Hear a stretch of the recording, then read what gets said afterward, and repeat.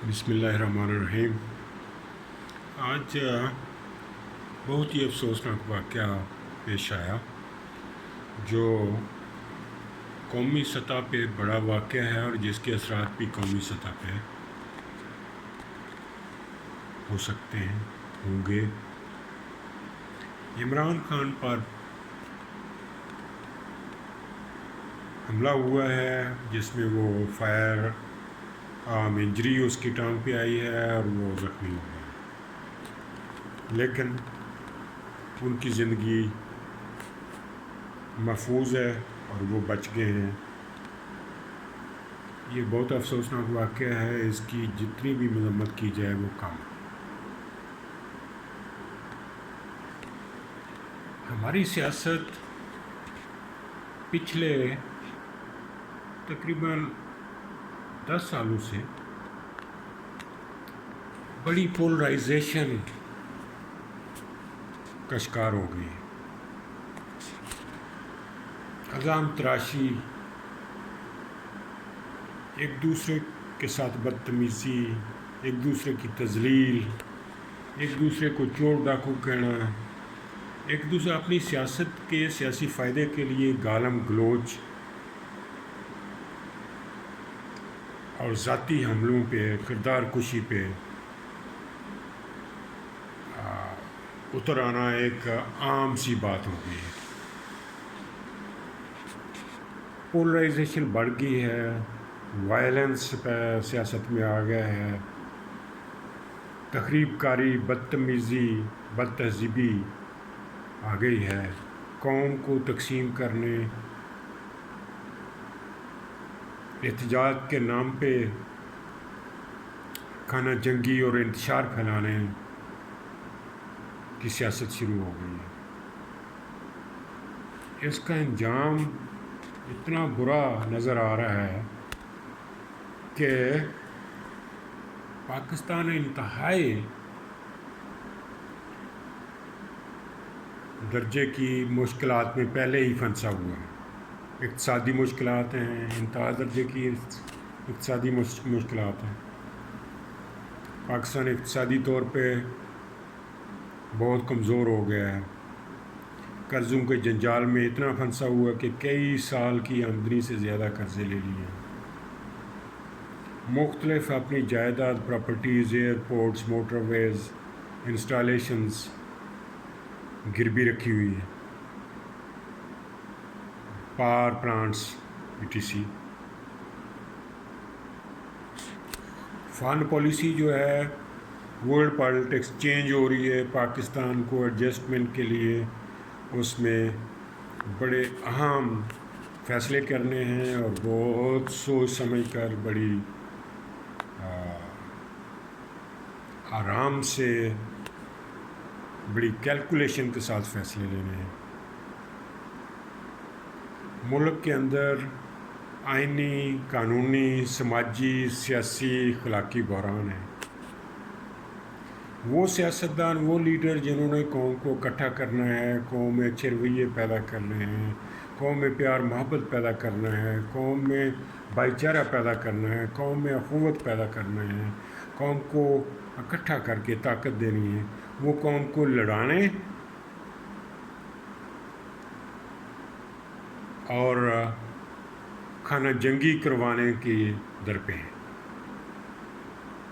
بدتمیزی، بد تہذیبی، گالم گلوچ سیاست کا حصہ بنا دیا ہے، نوجوانوں کو وائلنٹ رویوں میں ڈال دیا، اور یہ بڑا تباہ کن ہے۔ اور دوسری تباہ کن بات یہ ہے کہ ہمارے سیاستدانوں نے ہمارے اداروں کو متنازع بنا دیا، ان کو تقسیم کرنے کی کوشش کی ہے، ان کو تباہ کرنے کی کوشش کر رہے ہیں، جو ملک کے لیے انتہائی خطرناک ہے۔ ہمارے ادارے جو ہیں ہمارے لیے ہماری ضمانت ہیں، ہماری آزادی کی ضمانت ہیں، ہمارے ملک کی خود مختاری کی ضمانت ہیں، ہمارے ملک کی یونٹی کی ضمانت ہے، ہمارے ملک کی انٹیگریٹی کی ضمانت ہے، ہمارے ملک کی سولیڈیرٹی کی اور ضمانت ہے ہمارے ملک کی سیکیورٹی کی۔ We love our institutions. We are with our institutions. We support our institutions. ہمارے انسٹیٹیوشنز ہیں وہ مضبوط ہیں تو ملک ہے اور ملک مضبوط ہے. اگر ہمارے ادارے کمزور ہوں گے تو ملک کمزور ہوگا. اگر ہمارے ادارے تقسیم ہو جائیں گے تو ملک کی وحدت کو قائم رکھنا مشکل ہو جائے گا. دشمنوں کا مقابلہ کرنا مشکل ہو جائے گا. بیرونی اور اندرونی حملہ آوروں سے ملک کو محفوظ بنانا مشکل ہو جائے گا. لوگوں کو سول وار سے بچانا مشکل ہو جائے گا. لوگوں کو کی زندگیاں اور جانیں محفوظ بنانا مشکل ہو جائے گا. ان کی عزتیں محفوظ بنانا مشکل ہو جائے گا. تو ہم نے اپنے اداروں کے ساتھ یکجہتی کا مظاہرہ کرنا ہے، اپنے اداروں کو مضبوط کرنا ہے، اپنے اداروں سے محبت کرنی ہے، اپنے اداروں کو سپورٹ کرنا ہے، اپنے اداروں کو طاقتور بنانا ہے تاکہ ہمارا ملک طاقتور ہو سکے. ہماری فوج طاقتور ہوگی تو ہمارا دفاع طاقتور ہوگا تو بیرونی دشمن اور اندرونی دشمن جو ہے ہم ان کا خاتمہ کر سکیں گے، ان کا مقابلہ کر سکیں گے، ان کو شکست دے سکیں گے. اور اگر ہماری عدالتیں مضبوط ہوں گی، وہ اکٹھی ہوں گی، ہمارے جو یکجہتی ہوگی ہمارے ادارے میں، ہمارے جوڈیشری میں، تو ہماری عدلیہ مضبوط فیصلے دے سکیں گے. وہ قوم کو انتشار سے محفوظ رکھ سکیں گے، وہ آئین کی حفاظت کر سکیں گے، وہ کانسٹیٹیوشنل سسٹم کی حفاظت کر سکیں گے.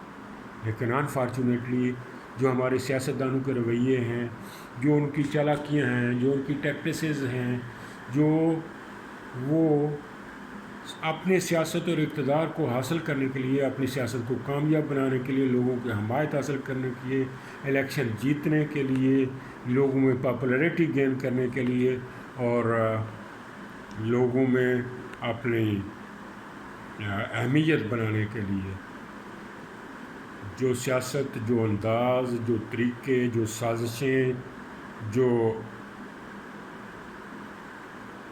تباہ کن رویے، جو تباہ کن سوچ انہوں نے معاشرے میں پیدا کی ہے، وہ ان کے لیے بھی تباہ کن ہے، وہ ملک کے لیے بھی تباہ کن ہے، وہ معاشرے کے لیے بھی تباہ کن ہے، وہ نظام کے لیے بھی تباہ کن ہے، وہ جمہوریت کے لیے بھی تباہ کن ہے. ایسے سسٹم کیسے چل سکتے ہیں؟ ایک حکومت آتی ہے، دوسرا لیڈر کہتا ہے میں اس کو نہیں چلنے دوں گا، میں احتجاج کروں گا، یہ چور ہے.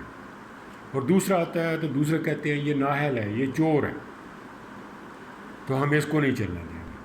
تو ایک دوسرے کے خلاف احتجاج میں رہیں گے، ایک دوسرے کی جو جیت ہے، ایک دوسرے کے جو حق اقتدار ہے اس کو اگر تسلیم نہیں کریں گے تو خانہ جنگی اور وائلنس پیدا ہوگا. اور اس خانہ جنگی اور وائلنس کا نتیجہ جو ہے انتہائی تباہ کن ہو سکتا ہے، سیول وار میں تبدیل ہو سکتا ہے، ملک کی یکجہتی کو نقصان پہنچ سکتا ہے، ملک میں خانہ جنگی کی صورتحال پیدا ہو سکتی ہے، ملک میں افراتفری کی صورتحال پیدا ہو سکتی ہے. ملک کے ادارے جو ہیں وہ ٹوٹلی ناکارہ بن کے تو ملک کی یکجہتی کو قائم رکھنے میں ناکام ہو سکتے ہیں. یہ رزلٹ ہے اس کا. لوٹ مار شروع ہو سکتی ہے، قتل و غارت ہو سکتی ہے، لوگ ایک دوسرے کو مارنے اور ایک دوسرے کی جائیدادیں لوٹنے پہ آ سکتے ہیں.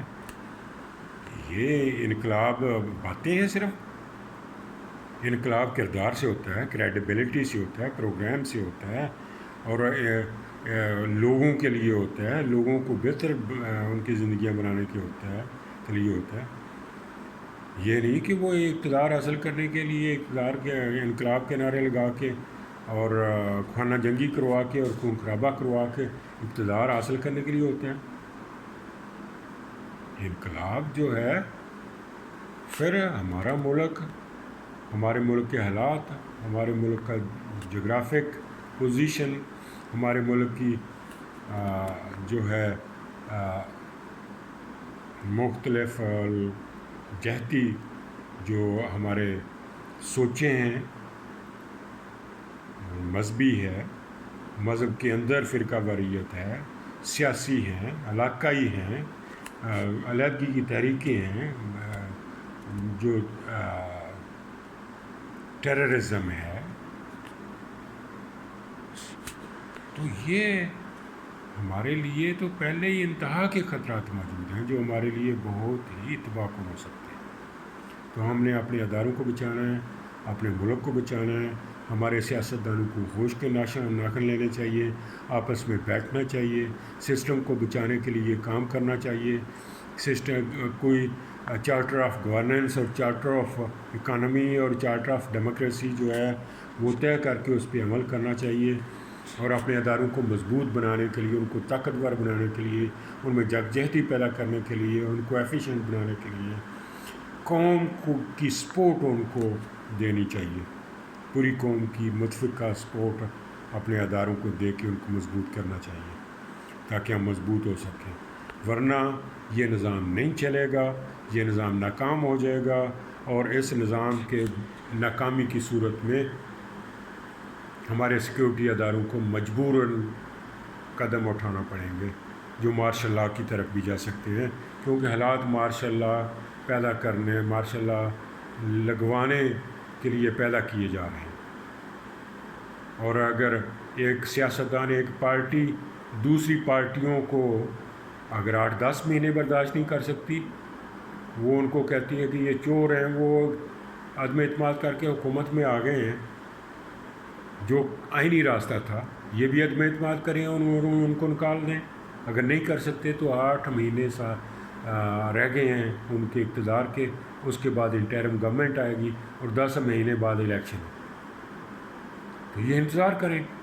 اگر انتظار نہیں کریں گے تو پھر خانہ جنگی کروائیں گے، سول وار کی صورتحال پیدا کریں گے، ملک کے اداروں کو تباہ کرنے کی کوشش کریں گے، تو پھر یہ لوگ بھی نہیں بچیں گے۔ ان کو بھگتنا پڑے گا، ان لیڈروں کو بھگتنا پڑے گا، ان کو جیلوں میں جانا پڑے گا، ان کو پھانسیاں لگے گی۔ جب کام ایسے کریں گے تو ان کا نتیجہ بھی بھگتنا پڑے گا۔ تو میری تو اپیل ہے سارے سیاستدانوں سے کہ وہ اپنے رویوں کو ٹھیک کریں، اخلاقی اور تہذیب کی حدود میں لائیں، ملکی مفادات کا پہلے سوچیں، اپنے اقتدار کا بعد میں سوچیں، اپنی پارٹی کی پاپولیرٹی کا بعد میں سوچیں۔ پہلے ملک ہے تو اقتدار ہے، ملک ہے تو پاپولیرٹی ہے، ملک ہے تو جمہوریت ہے، ملک ہے تو ہم سب ہیں، محفوظ ہیں۔ تو ہمیں اپنے ملک کے لیے کام کرنا ہے، اس کو آزاد رکھنے کے لیے، اس کو قائم رکھنے کے لیے، اس کو مضبوط بنانے کے لیے ہم نے کام کرنا ہے، اور اپنے اداروں کی سپورٹ کرنی ہے، اپنے اداروں کو مضبوط کرنا ہے تاکہ وہ ہمارے ملک کی حفاظت کر سکیں، ہماری حفاظت کر سکیں، اور ہمارے ملک کو اندرونی اور بیرونی سازشوں سے وہ بچا سکیں، محفوظ بنا سکیں۔ یہی میری گزارش ہے۔